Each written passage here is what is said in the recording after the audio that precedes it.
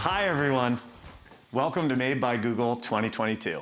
Made by Google 2022, where they announced the Pixel 7, Pixel 7 Pro, and Pixel Watch and some other things, was last week, October 6th. Now there's so many videos talking about the highlights, the summary, and all the great new things that Google has done. But in this video, we're going to talk about the Made by Google event through the lens of a blind and visually impaired person. Hi everyone, it's Carrie from Carrie on Accessibility, and I make videos on technology, accessibility, and everything blind. If you're interested in that type of content, hit the subscribe button and the bell so you can be notified every time I upload a video. In the background, I have an unopened Pixel 7 Pro and Pixel Watch, and I have not opened it because I do have a live stream unboxing of both of these tomorrow, which is my tomorrow, but for you it was a few days ago. I'm going to link that live stream right up here and down in the description and comments if you want to go check it out. Just keep in mind for this video, I have not opened these two boxes. They're both still sealed. All of my thoughts on this video is solely based on the Made by Google event. So let's dive right in and watch some of the clips and highlights from the event and talk about it, and let me share my thoughts and let's start a conversation about it. We've added a next generation on-device TPU, which keeps up with a rapidly evolving machine learning research. You'll hear lots more about Google Tensor G2 today. So first they talked about privacy. We built Google Pixel 7 and Pixel 7 Pro to be our most secure and private phones yet. I think we should always be really careful with any tech company. Pixel 7 and Pixel 7 Pro will be the first phones to come with a VPN at no extra cost. It's kind of cool that we have a VPN that's built in. I hope it's accessible, which knowing Google, it probably is, I hope. And with Android 13, privacy and security settings all in one place. This includes new action cards that notify you of any safety risks and provide easy steps to enhance your privacy and security. This new experience will be available first on Pixel devices later this year and other Android phones soon after. Pixel 7 and Pixel 7 Pro. The Pixel 7 is going to have a 6.3-inch screen and AMOLED display. Great. 1080p, which for me as a person that's visually impaired, I don't really mind 1080p. If it's an AMOLED and it has those deep blacks, it's really punchy and contrasting, that's more important to me than the resolution. Also, they have a higher refresh rate, and everybody in the tech sector is gone crazy over refresh rate. Honestly, I can't tell the difference. I don't know if there's other visually impaired people out there that can, but I know I can't. I really cannot tell the difference between even 30 and 60. The Pixel 7 will go up to 90 and the Pixel 7 Pro goes up to 120. I don't know. I'm really interested to know if you're visually impaired too. Are you able to tell the difference between high refresh rates? 3 color options. It features a sharp 6.3-inch display with smaller bezels and 25% higher peak brightness for incredible outdoor visibility during the day. So I'm really interested to see the Pixel 7 brightness because historically the Pixels haven't really gotten that bright. Pixel 7 is going to be 1400 and the Pro is going to be 1500, and that's the peak brightness. Pixel 7 also includes a great all-day battery with up to 72 hours between charges when you use extreme battery saver mode. I am notorious for running out of battery. We don't need to get into that right now, but it'd be great to be able to have that mode, and hopefully there's still a way to keep it nice and bright so that we can still see the contrast. In terms of camera, it sports a dual rear camera system, as well as an upgraded ultra-wide front-facing camera with a larger sensor for better nighttime selfies and stunning 4K video. There are some really great camera improvements which they'll talk about later, and I'm really excited to test them. Pixel 7 Pro has an upgraded, super sharp 6.7-inch display. With its variable refresh rate, you get responsive gaming and smooth scrolling without killing your battery. Pixel 7 Pro has a triple rear camera system, featuring upgraded telephoto and ultra-wide cameras. Its front-facing ultra-wide camera is great for low-light selfies, videos, and more. And the front camera has another role to play. Pixel 7 and Pixel 7 Pro's front camera uses our advanced machine learning models for face recognition to power face unlock. So you have the faster, more secure under-display fingerprint reader, and now you have the convenience of unlocking your phone with a glance. I really miss the physical fingerprint reader. Whether it's Touch ID or Pixel Imprint, I really miss it. I've been struggling with the under-the-screen fingerprint reader, and it's gotten better over time, but it's still totally not the same as, a physical, super fast, you don't even need to look fingerprint reader. I miss it. When will the under the screen be as good? I'm waiting for that day. Hopefully we can just touch anywhere on the bottom part of the screen and it will register the fingerprint. As for Face Unlock, it's not going to be the same as Face ID, and so I'm going to be testing what it's actually like, as a blind low vision user using Face Unlock, because it's actually pretty good on the iPhone 13. After you get used to it and where you have to hold the screen, it does really well. And the fact that the Pixel 7 won't have any of the extra sensors like the iPhone does means that it's probably not going to do great at night, is what I heard. So I'll definitely have to test that. And you'll be protected over time too, with 5 years of security updates directly from Google. They say 5 years of security updates, but it still only has 3 years of OS updates. To me, this is ridiculous. If it has 5 years of security updates, it should totally have at least 5 years of OS updates. I mean, Samsung does it and Apple does it. Apple's really good about that. Come on, Google, this is your product. This is Pixel. You need to support it for a longer time. Everybody's so worried about the environment. And yes, that's great. Let's take care of the environment. How about you support more phones for a longer time, and that way we don't need to ruin the environment more by producing more phones, and we can continue using what we have. I think that would be a stellar idea. Let's start with voice assistants.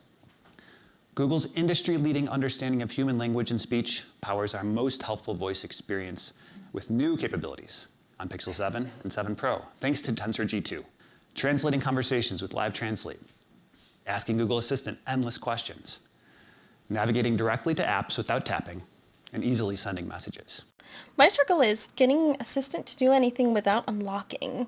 I wish there was a capability, or maybe there is and I just don't know. If you know, let me know. But I wish there was an option, especially if you're at home. That'd be pretty cool. On Pixel 7, Assistant voice typing will automatically suggest relevant emoji to insert. And it's much more forgiving now in case you don't know the exact name of the emoji you're looking for. So saying something like happy emoji gets you what you want, but that's an easy one. What about upside down face emoji? Or heart eyes cat emoji? Or woohoo emoji? I hope that the emoji thing will be good with Gboard, because my phone doesn't know my emojis.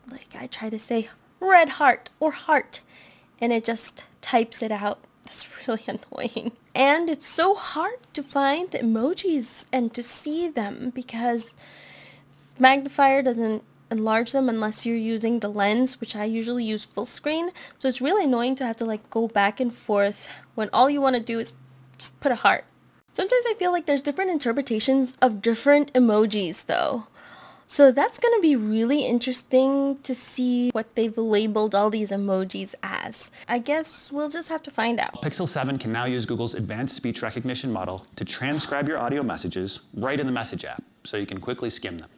I think a lot of us in the blind community really like those audio messages, whether it's Messenger or WhatsApp or Telegram. I love voice messaging. I just don't use it through text messages because there's so many cross-platform from iOS to messages, like Google Messages, and I think it would be so cool if they could fix that and we can send audio messages back and forth between iPhone users and Google Messages. Pixel uses RCS for enhanced media sharing and end-to-end encryption. We should stop having this green blue bubble thing and everybody just be one color. Like, why? Why, Apple? Stop discriminating. The Recorder app on Pixel 7 is getting speaker labels later this year. So instead of a single transcript of your meeting or interview, on-device models will separate the speakers for you. I know a lot of people probably don't really care about the recording app and the different speakers, but I hope that they put this in live transcribe. My brother is deaf, and it would be so great if with live transcribe, they can section off the different people that are talking.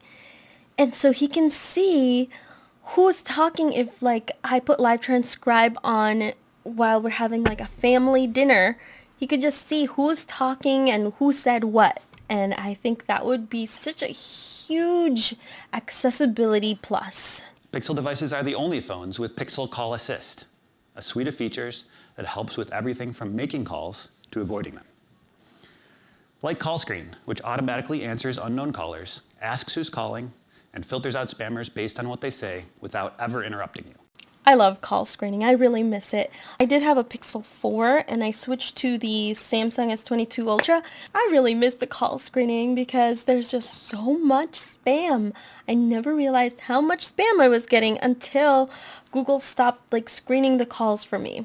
Yeah, I think that they should just push this out to like every single phone. That'd be cool. I know Google probably won't, but it would be awesome. But I bet a lot of Pixel users can relate to this, that you've accidentally pressed call screen to people you shouldn't, like your mom or your sister or your boss at work. Tell me I'm not alone. With Pixel 7, the Direct My Call experience gets even easier. Instead of listening to a long recorded message describing each option, you'll see a list of menu options right away. You can tap the option you want even before it's spoken.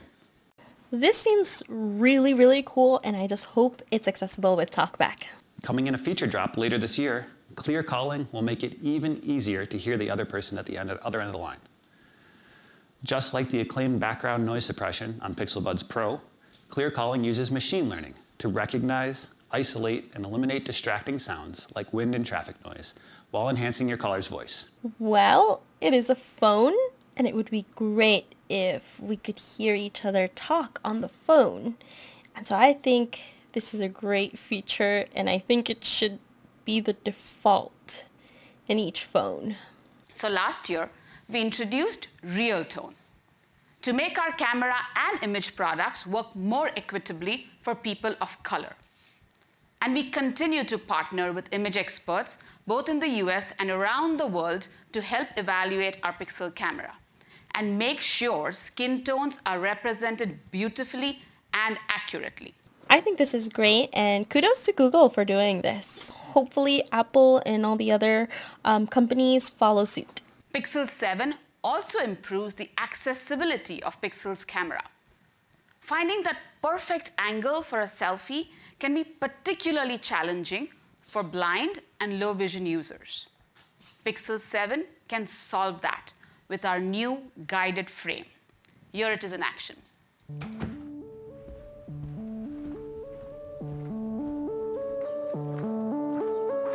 One face. Move your phone slightly left and down. Move your phone slightly right and up.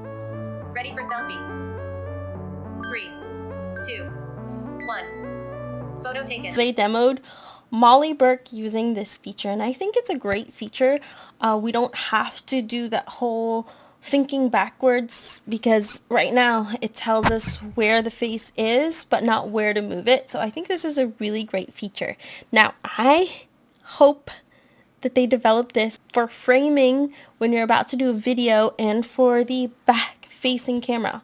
If I want to take a picture of somebody on the back facing camera, I want to know what the best angle is to take a picture of them. And the same thing when taking videos. There's countless situations where, especially as a content creator, there are so many times where I can't see what exactly the camera is seeing. And so often I have to like take pictures or take videos, and then later I have to go back and see, and oh, I cut off my head, or I cut off something, or it wasn't in the middle, or I used the wrong camera. I was supposed to use the front facing and it was actually back facing, things like that. Night sight is now twice as fast, reducing unwanted motion blur and producing beautiful low-light images with the same amount of clarity. When it comes to night sight and like night mode, I hope that it's not just processing and that we can see some of these changes within the viewfinder. As a visually impaired person, it would be really cool to be able to use the camera when it's dark, and there's some situations where you don't want to turn on the flash or the light. And if it could work without having to take a picture, that would be awesome. But I don't know, maybe that's too optimistic. Even during the day, if your hand or your kids are moving too much or your focus isn't perfect, you'll get blurry images. Pixel 7 fixes that by automatically fusing images from the ultra-wide and main cameras together to help ensure faces are clear. I can't always see when my pictures are blurry. Sometimes I can't even tell even when I zoom in. So if it does this by itself, I guess that'd be great. Photo Unblur uses Tensor G2's machine learning capabilities to remove blur and visual noise from entire images. So now, with just a few taps, you can relive the moment as clearly as you remember it. And you can touch up those old photos with Magic Eraser to quickly and easily remove distractions. So all your photos are as good as you want them to be, no matter how old they are. I watched this part of the video several times and like zooming in, and it's really hard for me to see the blurred versus the unblurred. I'm not sure if this would really make a difference for me, but it would be cool if we take pictures of text, and hopefully like this unblur feature could like help sharpen the text, because I'm always zooming in from far away and like taking pictures and like trying to read what something says from the distance. Or using OCR. We're introducing cinematic blur to the Pixel camera. With Tensor G2, Pixel 7 can generate very high quality depth information at low power and low latency. Cinematic blur combines that depth information with high image quality and high dynamic range. Okay, so what this does is make the subject in focus and the background out of focus, or like have that nice blur effect. For me, I think it's pretty cool, except I can't really see it all that good, so I hope people enjoy. Tensor G2 powers lots of other video improvements too, like the new 10-bit HDR. So you can record brighter videos with wider color ranges and higher contrast.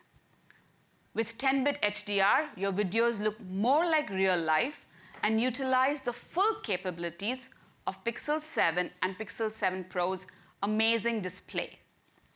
We've even partnered with Snap, TikTok, and YouTube, so your HDR videos look vibrant when shared on your favorite apps. Okay, I guess that's nice. I can appreciate that a little bit as a content creator. And here's a challenge you've probably run into: getting those smooth video shots without any fancy equipment. With our highest quality video stabilization technology, Tensor G2 brings together hardware and software to help you get pro-looking videos that capture the moment and not your movement. The autofocus is better too, so your subject stays in focus while on the move. This one is actually pretty cool. Hopefully this kind of helps, because, you know, at least for me, it's hard to video something in motion, or when I'm walking, or when I'm trying to take a video of my son doing stuff outside, you know, it's hard to follow him. Any help I can get with that kind of thing, that's great, and I love it. Lastly, we're extending our speech enhancement and 4K 60 frames per second across all Pixel 7 cameras, so you can be heard clearly without the background noise and record the moment in brilliant high resolution. Now here comes one of the most interesting parts of the Made by Google event for me. You should be able to get a sharp photo at any magnification. Any magnification? With Google Tensor G2, Pixel 7 Pro pushes computational photography to new heights with Pixel's pro-level zoom. It cleverly combines state-of-the-art hardware, software, and machine learning to create amazing zoom photos across any magnification. Our next-generation Super Res Zoom allows us to roughly double the magnification of our optical lenses. So, starting at 2x, Super Res Zoom crops Pixel 7 Pro's main 50-megapixel camera using a high-resolution mode to provide a 12.5 megapixel image. And because both phones share the same large main sensor, you can get this high-quality 2x shot on both Pixel 7 Pro and Pixel 7. Okay, 2x. Not a lot of zoom, but it's great that it's good quality. Okay. What if you want to zoom in just a little more, but not all the way to the optical zoom? But why just a little bit more? That's no problem with pro-level zoom. Keep zooming on your Pixel 7 Pro, and Super Res Zoom takes a photo from both the telephoto and the main camera, so you get great zoom quality, even between the two cameras. As you keep pinching to zoom, Pixel 7 Pro's upgraded 5x telephoto camera kicks in. Okay, 5x, we're getting somewhere. And Tensor G2 powers a new ML autofocus algorithm that ensures your photos are sharp and detailed.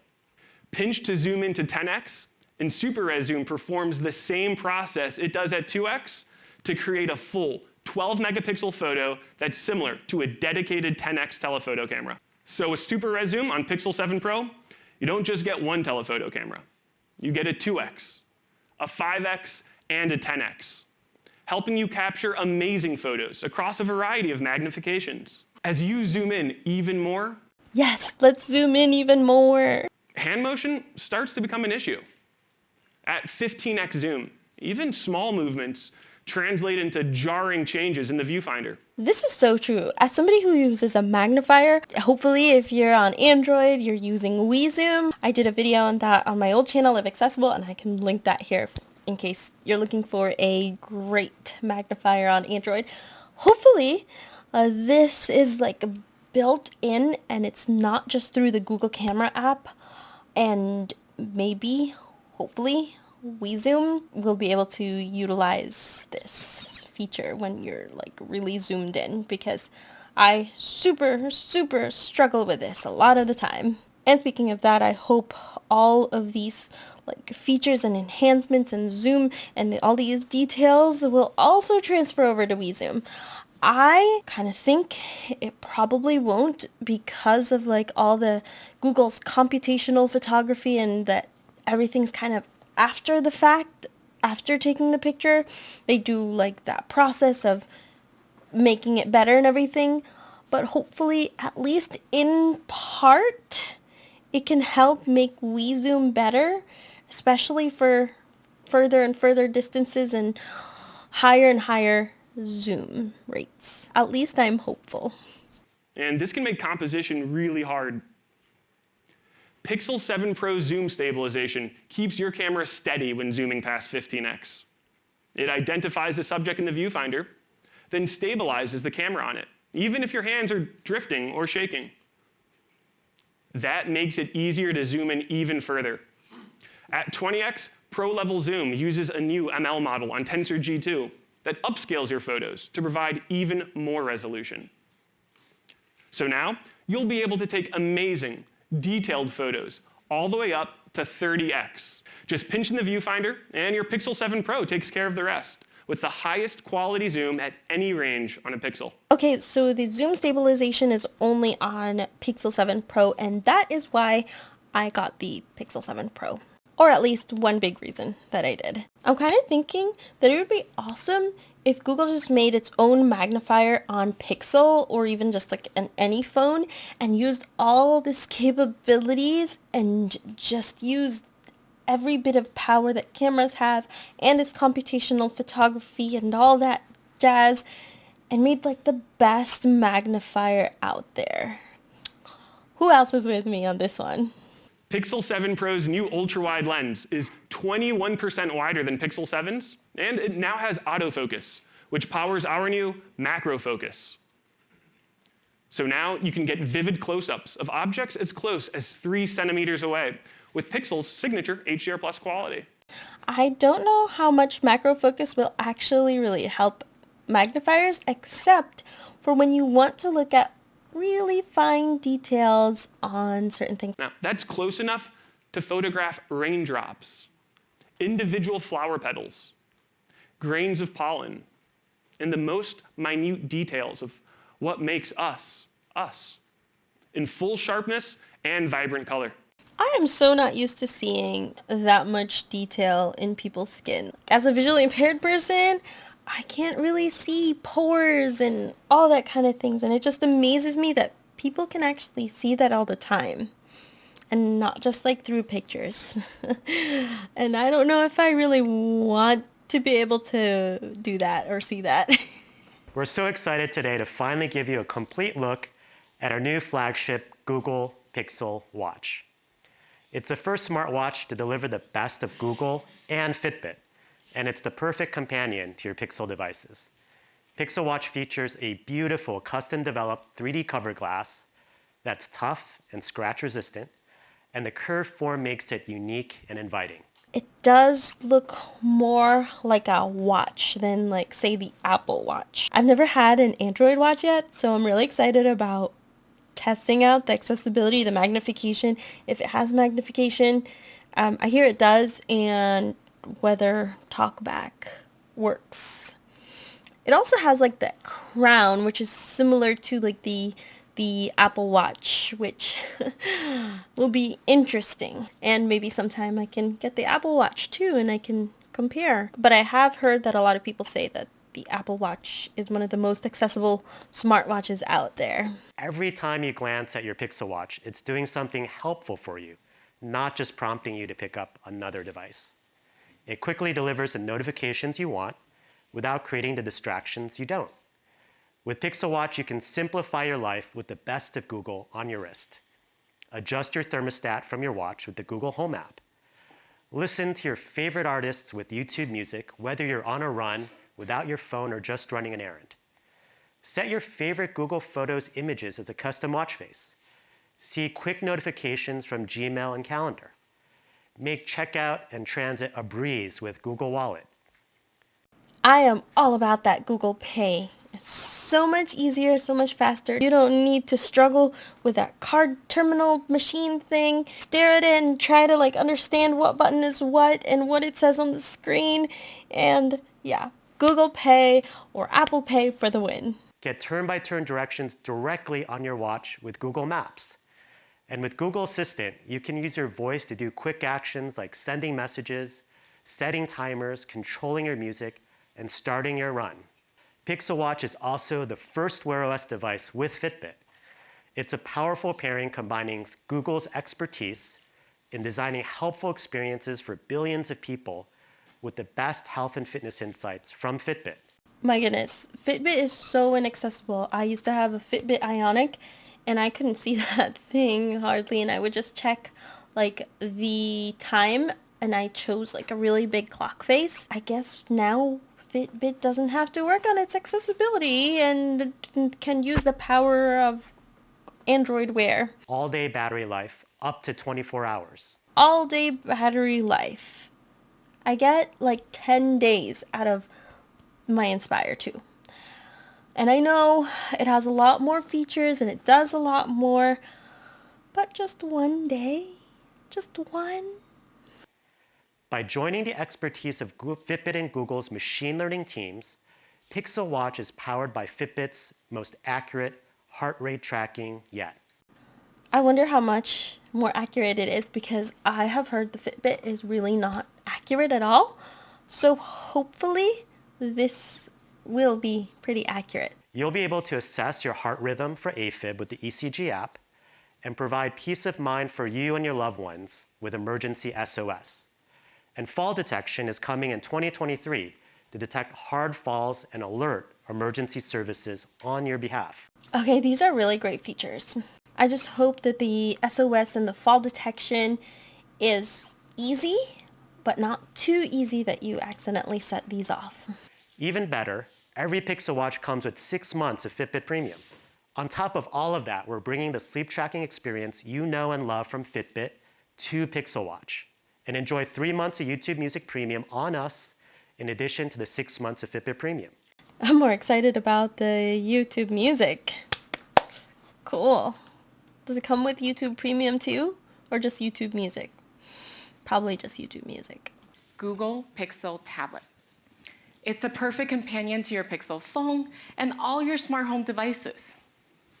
We designed Pixel Tablet with premium materials and finishes, as well as smooth, rounded corners, to make it an unmistakable part of the Pixel family. The foundation for the Pixel Tablet is Android, including Material U, so you can completely personalize it with custom color palettes, new color variants based on your wallpaper and lock screens. Pixel Tablet is the best way to experience Android on a tablet.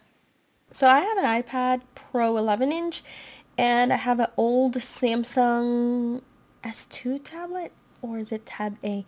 I'm really not sure. Definitely for me, even though it's smaller, the Samsung one, just the font and the size, the display size can get pretty big versus the iPad, which even at 11 inches, it's like all that little text is so small, and even when you crank up the font size, it doesn't get bigger. So I hope that with these Pixel tablets, it'll still be big like the Samsung tablets.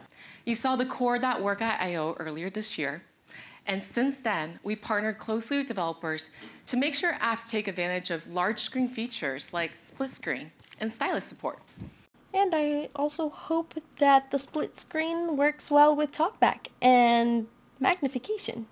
This is also the first time we're bringing the power of Google Tensor G2 to an all-new form factor. It turns out that tablets are homebodies. They're home 80% of the time and only useful for a very small portion of the day. The rest of the time, tablets feel out of place in our homes, hidden away in a drawer, misplaced, presenting a tripping hazard, or just out of battery. Yes.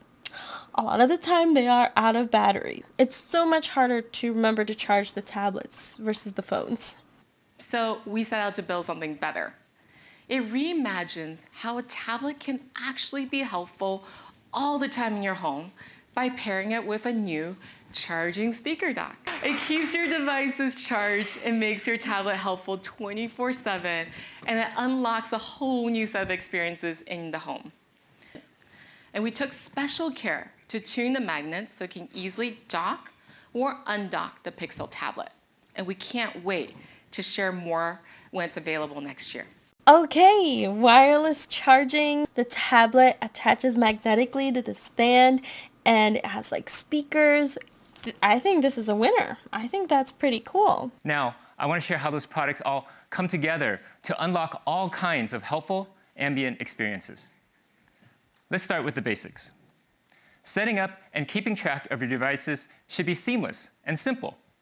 So we have technologies like Fast Pair to help your Pixel phone quickly sync and work together with all your devices, whether they're made by Google or by one of our Fast Pair partners. With Fast Pair, you're set up in seconds. It's a seamless, simple experience instead of a frustrating one.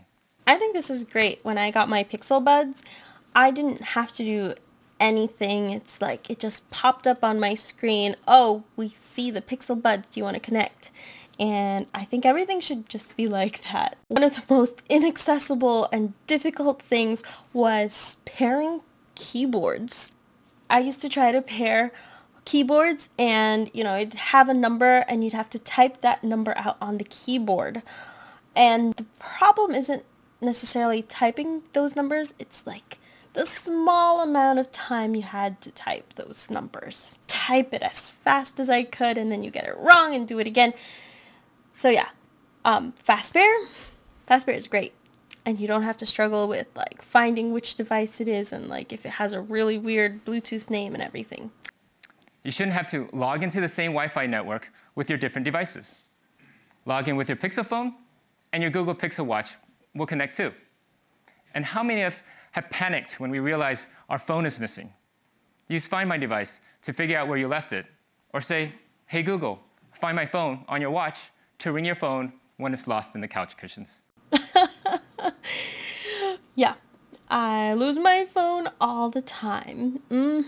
And it would be nice to have the Find My Phone thing, but if you're looking for your phone and you have like the HEY Google thing activated, I just start walking around the house and screaming that, hey, and try to see where it is, if it makes that blink sound. And then if I hear it, I just ask a question like, tell me a story, or what's the something, what's the weather tomorrow? To try to keep it talking so that I can have more time to find it. We're making it easy to move media too. If you're watching a video on your phone, you can cast it to your TV with just a touch. So what is Android's version of AirDrop? Because I know lots of iPhone users that just rave about AirDrop and how easy it is.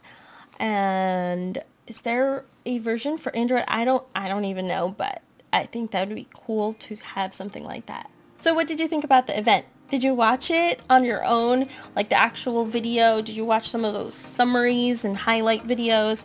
I'm really curious to hear your thoughts on all the things that they announced. Are you going to get a Pixel 7 or a Pixel 7 Pro or a Pixel Watch? I think Google is moving in the right direction. There's still definitely a lot of work for them to do, especially with accessibility, but they are improving, and I am totally Team Android. If you like this video, hit the subscribe button and the thumbs up button so that YouTube will know that you're interested in this type of content. Hopefully it was interesting and it can start a conversation about accessibility. That's it for this video, and I'll see you in the next one.